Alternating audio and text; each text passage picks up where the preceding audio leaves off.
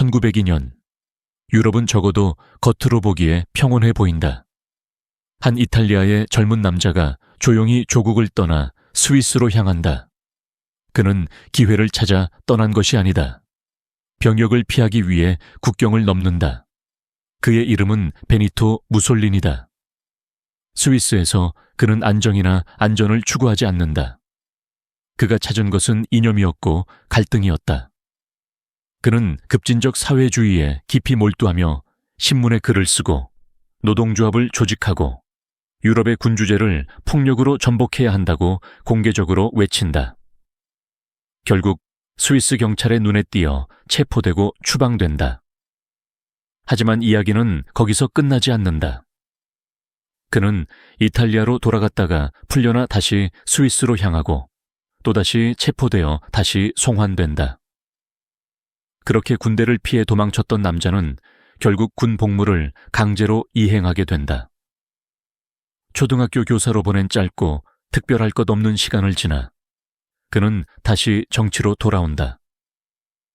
이번에는 훨씬 날카로운 야망을 품고서 말이다. 그의 연설은 공격적이고 그의 글은 집요하다. 무솔리니는 이탈리아 사회주의 진영에서 빠르게 떠오르는 인물이 된다. 그는 강경한 반전주의자였다. 1900년 이탈리아가 리비아를 침공하자 그는 이에 항의하며 폭동을 일으켰고 다시 체포된다. 제1차 세계대전이 발발했을 때도 그는 이탈리아의 참전을 격렬하게 비난한다. 그러나 서서히 위험한 생각 하나가 그의 머릿속에서 형태를 갖추기 시작한다. 만약 전쟁이 기존 질서를 파괴한다면 어떨까? 만약 혼란이 혁명의 조건을 만들어낸다면 어떨까? 거의 하룻밤 사이에 무솔리니는 입장을 바꾼다. 반전에서 찬전으로. 사회주의 운동은 그를 배신자로 규정하고 즉시 제명한다. 그리고 그 순간 하나의 정치적 배신은 역사적 전환점이 된다. 무솔리니는 선언한다. 사회주의는 끝났다고.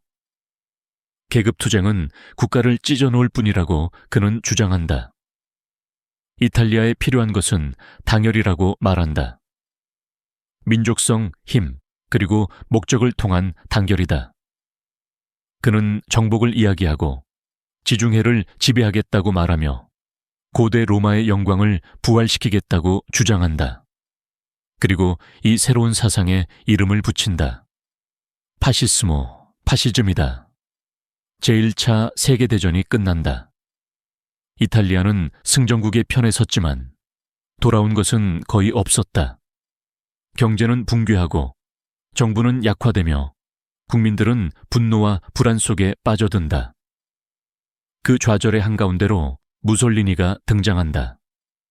그는 질서와 자부심, 그리고 국가의 재건을 약속한다. 그리고 1922년 그는 왕궁으로 들어가 국왕에게 단순한 최후 통첩을 내민다. 나를 총리로 임명하라. 그렇지 않으면 내가 스스로 총리가 되겠다. 그리고 국왕은 이렇게 말한다. 자네랑 어떤 군대로? 그는 대답한다. 이 군대입니다. 국왕은 잠시 생각하더니 말한다. 그렇다면 알겠네. 그렇게 해서 그는 자신을 중심에 둔 독재 체제를 구축하기 시작한다. 유럽 최초의 파시스트 독재자가 탄생한 순간이었다. 다음 차례는 독일이다. 독일은 전쟁에서 패한 국가였고 베르사유 조약으로 철저하게 파괴되었다. 영토를 상실했고 라인란트는 비무장 지대가 되었으며 군대 규모는 고작 10만 명으로 제한되었다. 공군은 가질 수 없었고 존재하지도 않는 돈을 연합국에 배상해야 했다. 여기에 더해 새로운 규칙 하나가 생긴 듯한 분위기가 조성됐다. 마치 모든 영국인이 베를린 한복판으로 걸어들어가 마음에 드는 독일인을 골라 두들겨 팰 권리가 있는 것처럼 느껴질 정도였다. 물론 이건 사실이 아니다. 하지만 그만큼 당시 독일인들이 느꼈던 굴욕을 이해하는 데는 도움이 된다. 엉망이 된 경제와 무능한 정부가 이어지던 상황에서 키가 작고 우스꽝스러운 콧수염을 기른 분노에 찬 남자가 등장해 모든 것을 고쳐주겠다고 말했을 때 독일 국민들은 그 말을 사랑하게 된다. 그가 바로 히틀러였다. 히틀러는 제1차 세계대전 당시 군인이었고 극도로 애국적인 인물이었다. 독일이 겪은 굴욕에 분노한 사람들 가운데 그보다 더 격렬하게 분노한 이는 없었다. 그는 새로운 정치 정당의 창설을 도왔고 1923년에는 측근들과 함께 뮌헨에서 행진을 시도한다.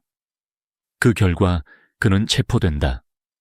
그러나 그의 인기는 오히려 계속해서 커졌고 마침내 1933년 대통령에 의해 수상으로 임명된다. 히틀러는 자신을 독일의 운명적인 구원자라고 믿었다.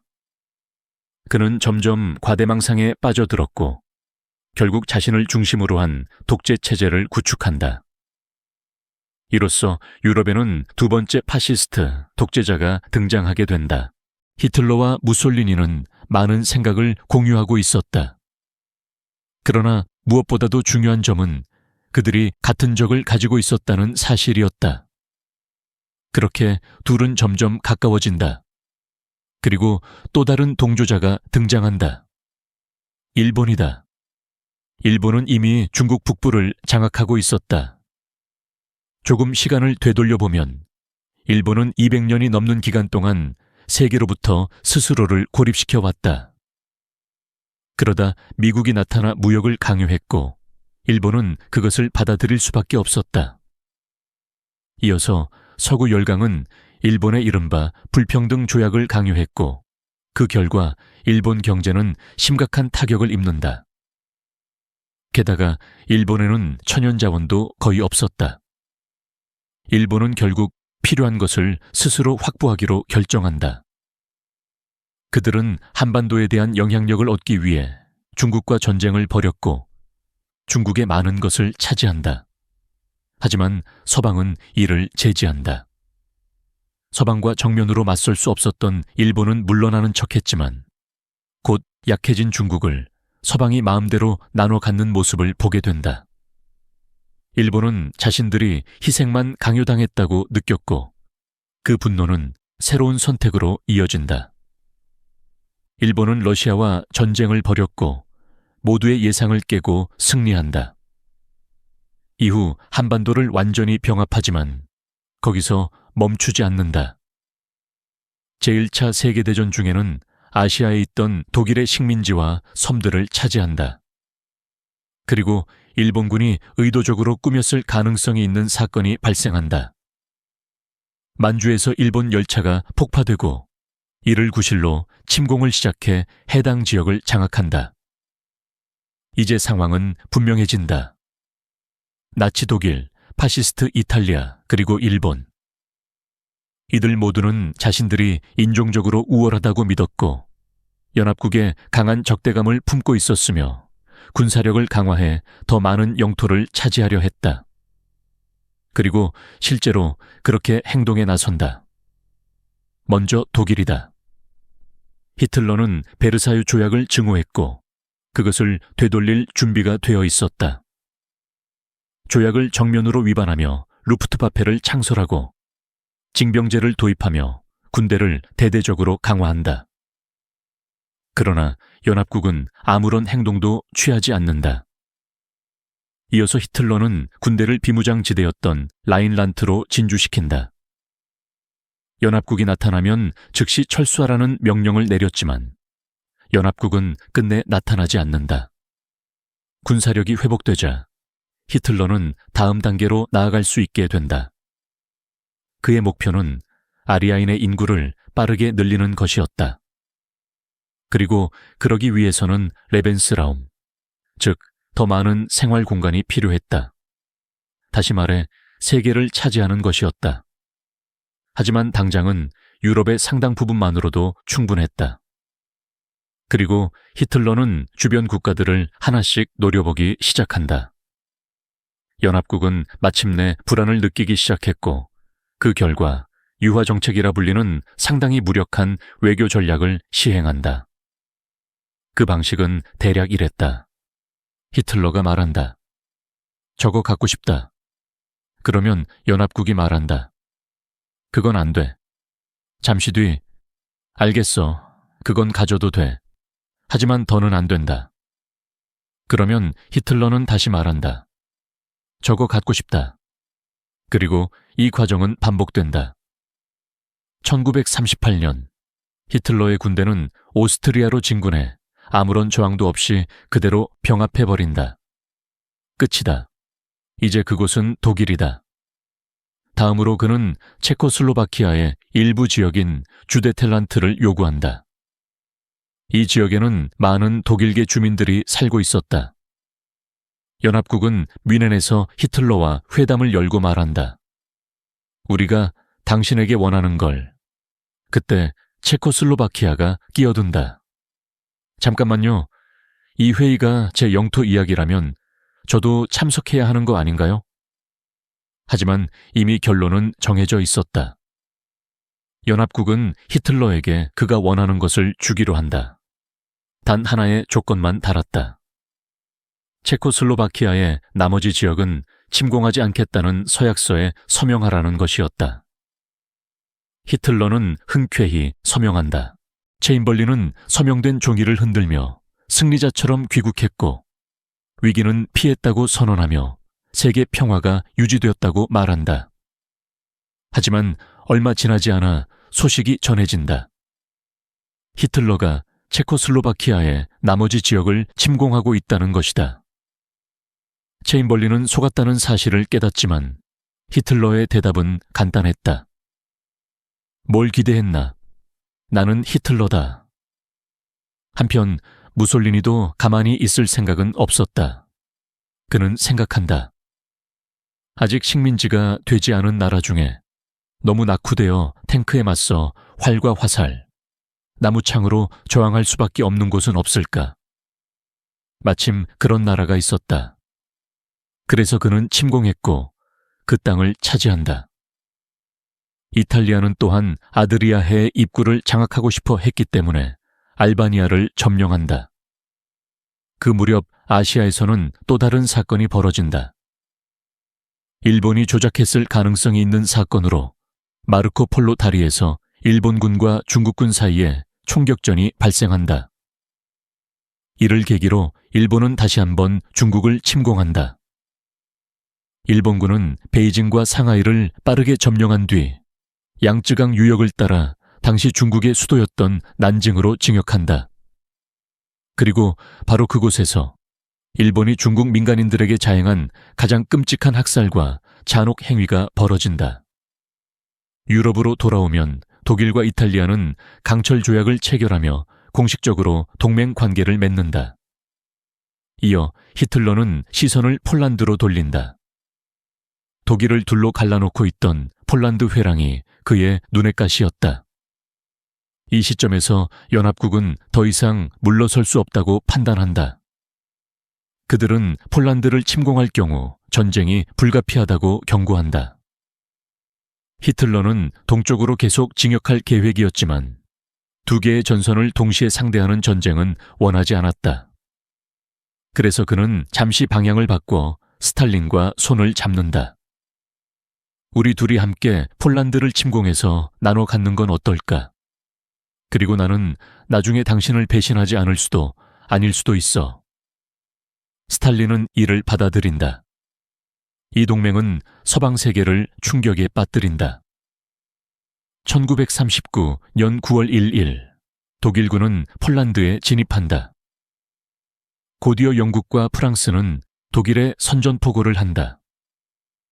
폴란드군은 필사적으로 저항했지만 동서 양쪽에서 동시에 밀려오는 두 거대 세력 앞에서는 역부족이었다. 이후 가짜 전쟁이라 불리는 시기가 시작된다. 모두가 전쟁 중이었지만 실제로는 별다른 행동을 하지 않는 기묘한 시간이 흘러간다.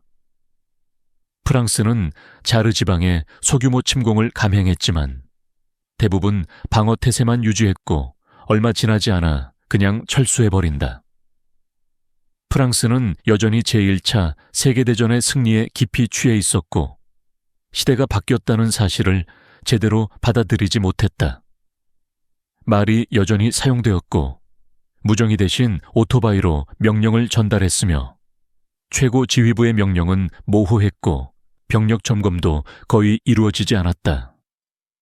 독일 국경을 따라 방어선을 구축했지만 해협까지는 연장하지 않았고 보복이 두렵다는 이유로 독일에 대한 포격도 꺼렸다.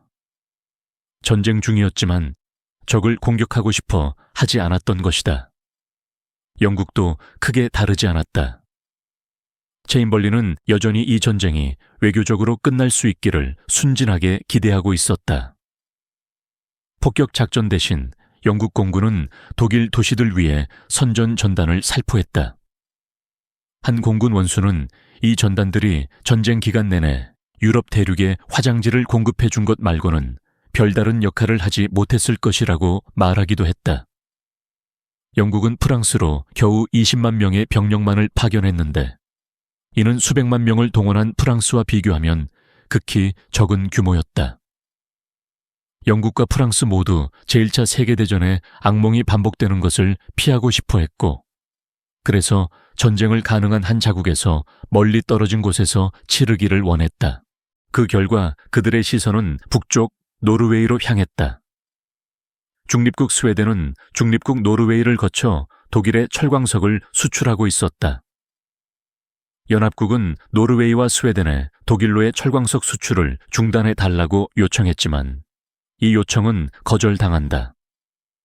그 무렵 소련이 핀란드를 공격하자 연합국은 또 다른 제안을 내놓는다. 노르웨이에 병력을 상륙시켜 스웨덴을 통과해 핀란드를 도와주자는 것이었다. 물론 그 과정에서 스웨덴의 철광지대를 장악하는 것도 염두에 두고 있었다.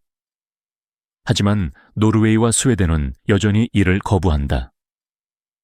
이에 영국은 노르웨이 해역에 기뢰를 설치해 수송선을 국제해역으로 몰아내려 했고 그 지역에서 발견한 독일 유조선을 공격하기도 한다. 히틀러는 연합국의 의도를 간파했고 자신의 철광석 공급선을 확보하기 위해 즉각 행동에 나선다. 그는 덴마크를 거쳐 노르웨이를 침공하는 작전을 개시한다. 연합국은 급히 노르웨이 해안의 항구들에 병력을 상륙시켰지만 독일은 이미 노르웨이의 비행장을 장악한 상태였고 제공권을 쥔 독일 공군 앞에서 승부는 결정된다. 연합군은 결국 철수할 수밖에 없었다. 이 다소 민망한 실패 이후 체인벌린은 사임하고 윈스턴 처칠이 그 자리를 이어받는다. 처칠은 독일을 상대하는 데 있어 전임자와는 전혀 다른 접근 방식을 가지고 있었다. 히틀러의 전체 전략은 제1차 세계대전 당시 독일의 전략과 크게 다르지 않았다. 프랑스를 공격해 프랑스를 무너뜨리고 그 과정에서 영국을 고립시킨 뒤 소련을 공격해 전쟁을 끝내겠다는 구상이었다. 가짜 전쟁 기간 동안 연합국은 히틀러에게 병력을 준비할 충분한 시간을 주었고 이제 그는 공격할 준비를 마쳤다. 연합국은 벨기에 병력을 배치하려 했지만 벨기에는 이를 거부했다. 그리고 거의 아무도 놀라지 않았던 선택을 히틀러는 실행에 옮긴다. 프랑스의 방어선을 우회하기 위한 침공이었다. 연합군은 독일군의 침공을 정면에서 막기 위해 전속력으로 벨기에로 진격했고 처음에는 제1차 세계대전이 다시 반복되는 듯 보였다. 하지만 이번에는 히틀러에게 비장의 카드가 있었다. 정역전 블리츠크리크였다. 독일군은 진격하면서 수십만 명의 난민을 서쪽으로 몰아내 연합군의 이동을 지연시켰다. 한편 남쪽에서는 프랑스군이 아르덴 지역을 거의 방어하지 않은 채 방치해두고 있었다. 언덕과 숲으로 가득한 이 지역은 자연적으로 돌파가 불가능하다고 믿었기 때문이다. 그러나 독일군은 그곳을 향해 전력을 다해 돌진한다. 독일군은 50개 사단을 투입해 아르덴을 돌파했고 번개처럼 빠른 속도로 연합군을 포위했다. 연합군의 정예 병력은 그대로 함정에 갇히게 된다. 독일군은 사방에서 압박하며 프랑스의 주력 부대를 괴멸시켰고 영국군 또한 거의 전멸 직전에 몰렸다. 그러나 연합군은 덩케르크에서 마지막 순간에 필사적인 탈출에 성공한다. 이 과정에서 영국의 민간 선박들까지 위험을 무릅쓰고 바다로 나가 젊은 병사들을 본국으로 실어 나른다. 프랑스군의 전력이 대부분 소진된 뒤 독일군은 거침없이 진격해 파리를 점령했고 프랑스는 무너진다. 제1차 세계대전에서는 이루지 못했던 일을 히틀러는 단숨에 해낸 것이다. 히틀러는 프랑스의 몰락으로 영국 역시 희망을 잃고 평화를 청할 것이라 기대했다. 그러나 성가시게도 영국은 항복하지 않았다. 히틀러는 서부 전선을 확실히 장악할 필요가 있었다. 그래서 그는 심리전을 시도한다. 영국은 이제 완전히 혼자가 되었고 히틀러는 그 사실을 강조하고 싶어 했다. 우선 프랑스가 함락되기 직전 이탈리아가 마침내 연합국에 선전포고를 하며 영국의 상황은 더욱 악화된다. 이어 히틀러는 프랑스 전역을 직접 점령하는 대신 방어에 중요한 해안 지역만을 점령하고 프랑스가 독일의 괴뢰 국가로 존속하도록 허용한다. 이렇게 되자 영국의 오랜 동맹국이 마치 편을 바꾼 것처럼 보이게 되었다. 히틀러는 영국이 옛 동맹국의 해군 기지나 아프리카 식민지를 공격하지 않기를 바랐다. 그렇게 된다면 남쪽에 또 하나의 방어선이 생기기 때문이었다. 하지만 영국은 이에 분명하게 대응했다. 영국 해군은 알제리에 있던 프랑스 해군 기지로 항해해가 여러 척의 함선을 파괴해버린다. 자, 이제 마음껏 해보라는 신호였다. 히틀러는 곧바로 영국 본토 침공 계획을 세우기 시작한다. 하지만 독일군이 영국 땅에 상륙하기 전에 반드시 확보해야 할 것이 있었다. 바로 해협 상공과 해상에서의 제공권과 제해권이었다. 독일 폭격기들이 파도처럼 밀려왔고 수적으로 크게 열세였던 영국 공군은 밤낮 없이 출격하며 필사적으로 독일의 공격을 막아낸다. 처음에 루프트와페는 영국의 항구와 해안 시설을 공격했고 이어서 RAF 기지를 집중적으로 타격해 영국의 방공 능력을 크게 약화시킨다. 이대로라면 히틀러의 대형 침공이 현실이 되는 듯 보였다. 그러나 바로 그때 처칠은 작고 거의 상징적인 수준의 베를린 폭격을 명령한다. 피해는 미미했지만 히틀러는 경노했고 즉각 루프트와페에 런던을 비롯한 민간 지역을 집중 공격하라는 명령을 내린다. 아이들은 위험을 피하기 위해 부모와 떨어져 시골로 보내졌고 방공호로 향하는 일은 일상이 되었다. 하지만 영국 국민들의 사기는 꺾이지 않았다. 웃고 뜨개질을 하고 태연하게 시간을 보내는 모습은 마치 강철 같은 정신력을 보여주는 듯했다. 그리고 독일군의 공격 초점이 런던으로 옮겨간 덕분에 RFA는 숨을 돌릴 시간을 벌어 전력을 재정비할 수 있었다. 결국 히틀러는 스스로 발에 총을 쏜 셈이 되었다. 일단은 발 정도였지만 말이다. 마침내 루프트와페는 런던에 대한 대규모 총공세를 감행했지만 RAF는 이를 성공적으로 격퇴하며 수많은 독일 항공기를 격추한다. 제공권은 확실히 영국의 손에 들어갔다. 히틀러의 영국 침공 계획은 연기될 수밖에 없었지만 영국 도시들에 대한 폭격은 한동안 계속된다.